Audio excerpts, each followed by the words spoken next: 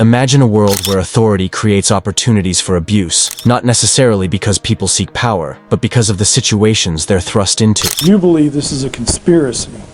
Yes. This was starkly illustrated by the Stanford prison experiment. While democratic societies generally avoid unchecked power, prisons are a notable exception, where correctional officers wield considerable influence over inmates. Did you have sex with...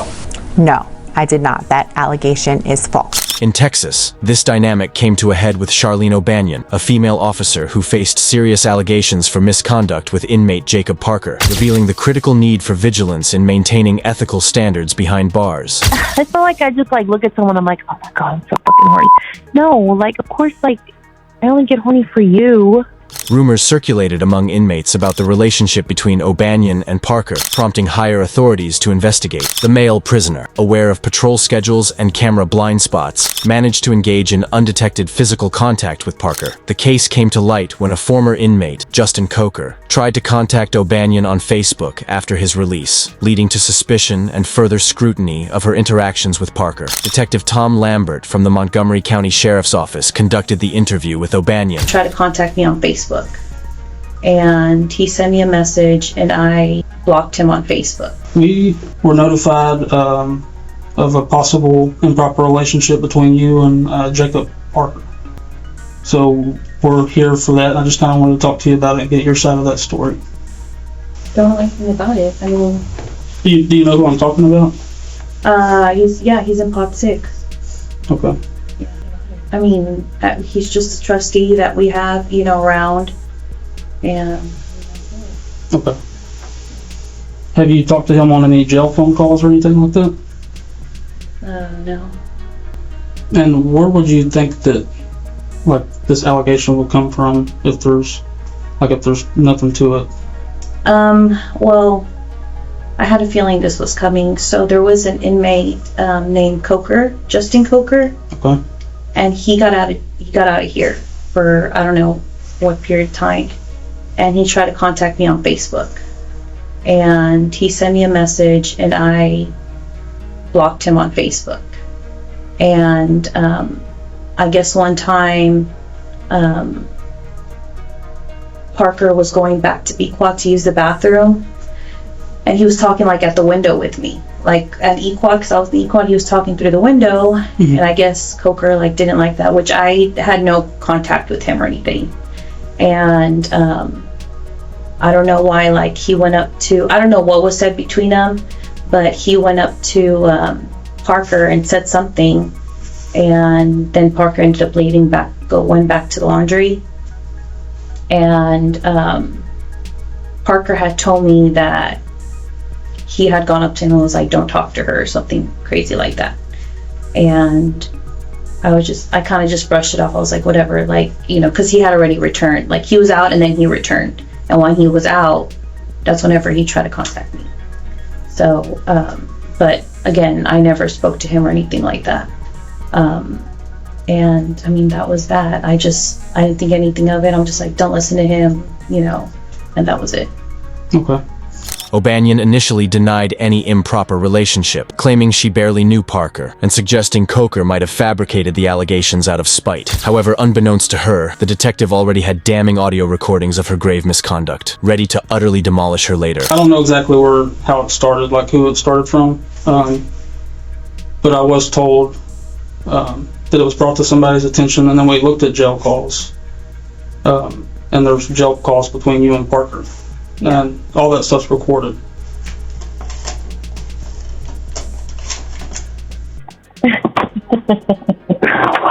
You crazy, baby. It's just like you. Yeah? Mm-hmm. That's so fast. Did you just call me a stupid? Oh, that's what you sounded like a while ago. No, I didn't say eh. Yeah, you did. I mean, maybe just a little, but I didn't sound that. You exaggerated. That's so bad. Oh my God. Even though we all know what's gonna happen. Yeah, you're not gonna fucking eat them. I am. In 2 weeks, you're gonna be like, oh, it's gonna be like a fucking science experiment in that refrigerator. It looks like that right now. I'm not gonna lie. Baby. Yeah, it's bad. It's not that bad, but yeah. Oh, I'm on your ass. I need to clean that fridge out. I got a lot of stuff to clean and get rid of before you come home. No, I'm just kidding. Yeah. You didn't even hear what I said. What are you gonna do if I just pop up and surprise you? Dave, did you hear what I said? What'd you say? I said there's a lot of things I need to clean and get rid of before you come home. Why? I'm just fucking you. I was trying to make you think I have all these secret things. Yeah, I bet you do. What? What? What could I possibly have? Like, what do you mean? I don't know. You probably got this weird sex swing hanging from the ceiling. Kenneth probably thinks it's a swing set. Oh, if I had that sex swing, you better believe I'd leave that sucker up for you. Would you really? Hell yeah! You'd let me put you in it? Yeah. With a gag ball and everything? Yeah, babe. For sure. You would let me put you in it? Yeah. I'd be mowing you down, and we look out the sliding glass door. Do you have a sliding glass door that goes to the patio, or is it like a regular door? No. Door. Just a door. It's just a double door? No, just one door. Confronted with this evidence, O'Banion hesitated, but eventually confessed to knowing Parker before he was incarcerated, acknowledging they had engaged in inappropriate actions like that a few years prior. However, she insisted that their interactions since his imprisonment were innocent. Lambert played recordings of phone calls between O'Banion and Parker, which painted a different picture. The conversations were casual yet intimate, discussing personal matters and hinting at a recent physical relationship. What else do you want to just I mean, tell me the truth? yes, I hesitated to admit that, but I mean, after you told me it's on the phone, right? Because this sounds a certain way. This doesn't sound like a 3 year ago thing. This sounds like within the last few days to me, this call. Now, I don't know if you remember what y'all talked about yesterday, but this sounds like a pretty recent event to me. Okay. I mean, like the conversation recent? Like what happened in the conversation was recent. Okay. Well, I don't remember ever what I remember. I said, we'll play it. Despite O'Banion's initial reluctance to divulge details, it became clear that her relationship with Parker was more than just professional. They had met through mutual friends and maintained contact over the years, even while Parker was in prison. Yeah. I'm like, he's just keeping you in this limbo, like, yes, I want you, no, I don't want you, yes, I want you, no, I don't want you. I'm like, fuck that. True. Is she like a big woman or what? Leslie is very short. So, like, Leslie and I think we almost weigh the same, but she's very short. Like, short. Like, her 9-year-old daughter is almost as tall as her. Like, she's short. So she's like. So she looks really chunky.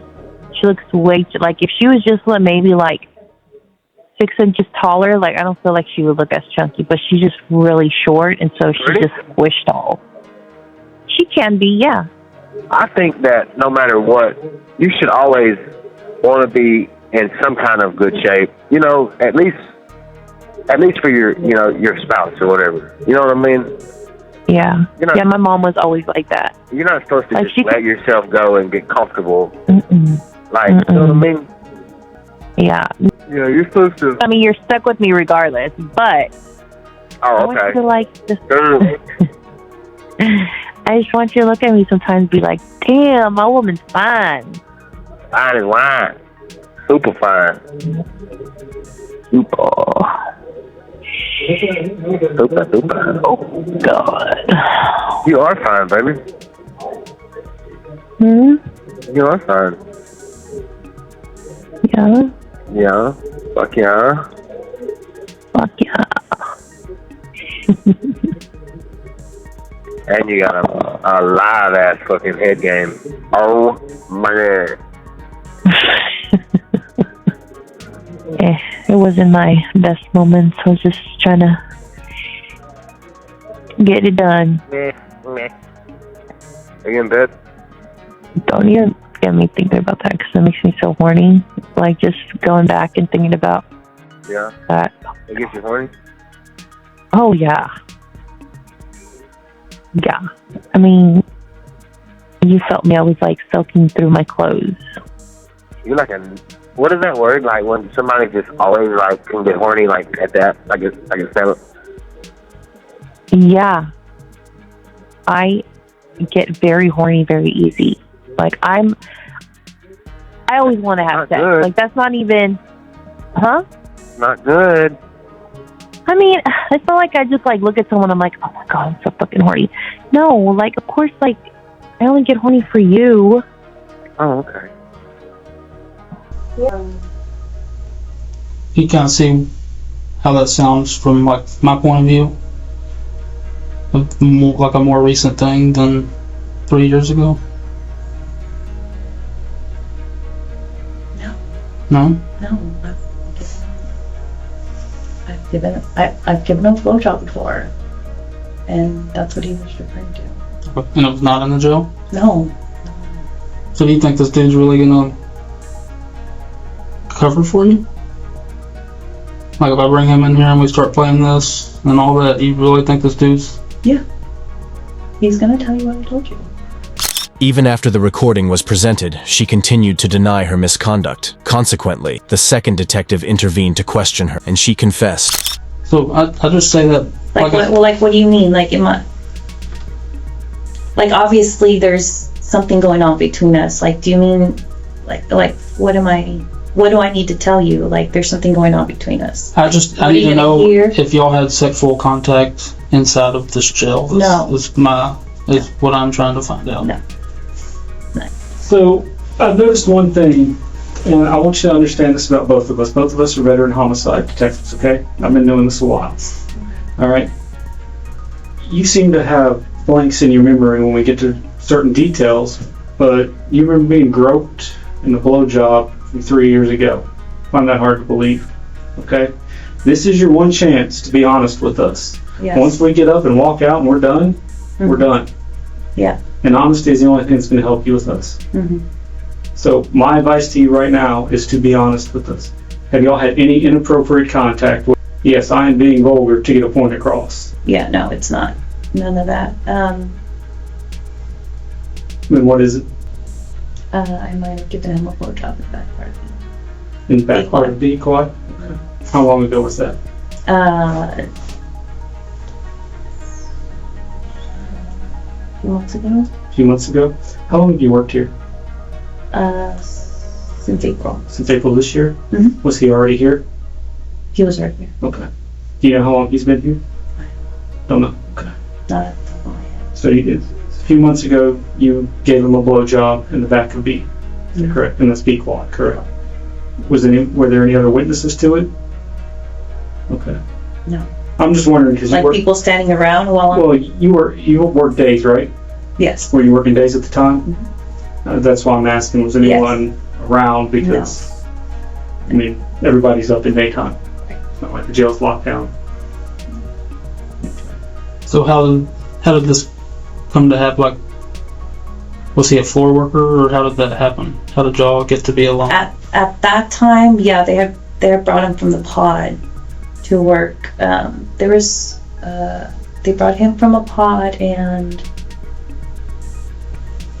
I don't think that day they brought anybody else from the pod. It was just him, but there was, a lot of drugs and stuff being passed around, pills, so they didn't want anybody from B Quad out on the floor because we didn't know who the source was or who was passing around, so they pulled him. They pulled a floor worker from the pod. Yeah, from a pod. And then previous day they had pulled 2 from a pod. So it was just kind of one of those things like anybody volunteer, and then it was him. Okay. And where exactly did y'all go? The hallway in B-Quad. Like back towards like 15, 16? Or, okay. As soon as she confessed, she began to address additional questions, including those about the phone conversation and other related matters. How long had y'all been talking on the phone up until that point?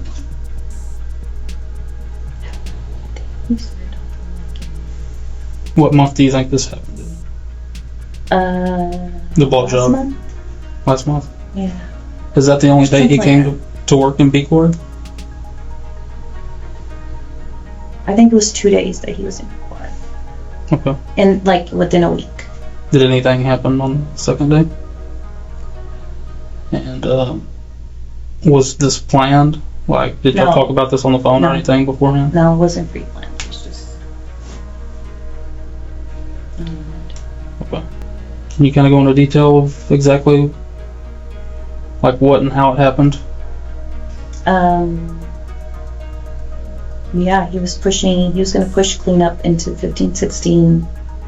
And I needed to roll the doors open, so you can go in. So I had the key to unlock, that little picket area so that you can roll. Mm-hmm. And we were walking back there, and he leaned in to kiss me, and he just whipped me. And then I know this is stupid, but it's just the way things work. What do you mean by blowjob? I put it in my mouth. Okay. Yeah. And did he eject? No. Okay. And is there anything you want to add or anything? Or? Okay. Yeah. Has anything else happened? No, we haven't had sex in the facility. He hasn't gone under my pants. It was just that. Have you brought him anything in? No, never. Naked pictures. Did you give him any nude photographs or anything? No, I don't take naked pictures. Okay. And your phone, you said that it's in a backpack. Is it in like a work locker? No, I think it's an E-Quad. I had it. Oh no, I have it in my phone. Yes. No, sorry, I have it in my phone. Okay. Yeah. Do y'all want it? Yeah, need that. So, part of these investigations are we have to look at cell phones and stuff. I can either do it like to a search warrant, or you can give consent to search it. It's kind of up to you how you want to do that. With the warrant, that kind of is. I'm not saying this to try to talk you into either one. Just kind of laying your options out on the table. The search warrant takes a little while because I have to write it. Mm-hmm. And I'm like not back to work till Monday and all that. Sometimes it takes a week or two. With consent, we usually try to download them. We're kind of at the mercy of the computer how long it takes to download them, but we try to download them and get them back. Mm-hmm. Same with y'all for that. If you give that, you just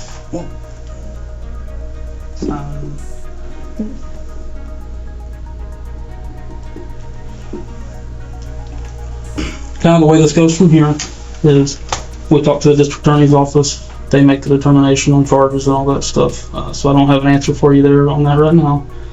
But I will be talking to them about everything. What kind of charges? Like. So it's illegal to have sexual contact with an inmate as an employee. So I said the ball kind of be in their court, but I'll let you know as soon as I hear something.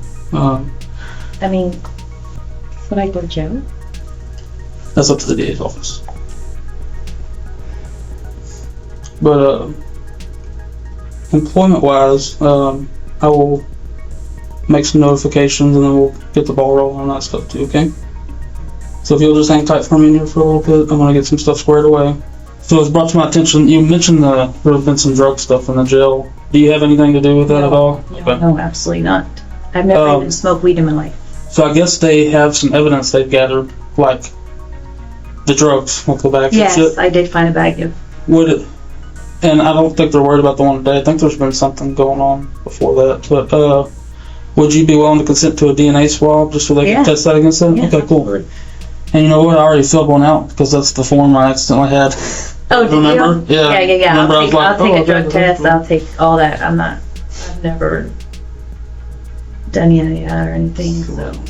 The investigation highlighted the challenges of maintaining professional boundaries in environments with significant power imbalances. O'Banion's case underscored the vulnerabilities within the prison system, where personal relationships between staff and inmates can lead to misconduct. Afterwards, Charlene O'Banion, a former deputy at Montgomery County Jail, was sentenced to 100 days in jail after pleading guilty to improper activity with an inmate. This case underscores the significant responsibilities and ethical boundaries that correctional officers must adhere to in order to maintain the integrity of the justice system.